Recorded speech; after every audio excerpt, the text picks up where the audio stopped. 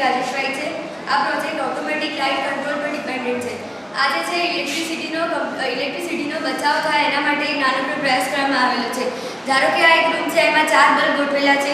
આ છે 4 sensor, micro control chip અને LED જે ગોઠવવામાં આવેલી છે. ધારો કે અહીંયાથી જે એક માણસ પસાર થશે સેન્સર આગળથી, ત્યારે અહીંયા એક લાઇટ ચાલુ થશે. આ જે LED છે એમાં 5 માણસોનું કાઉન્ટિંગ થશે. જ્યારે 5 માણસો અંદર આવશે ત્યારે જ આ બીજી લાઇટ ચાલુ થશે. એટલે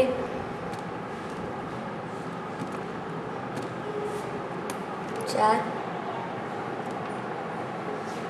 અને 5.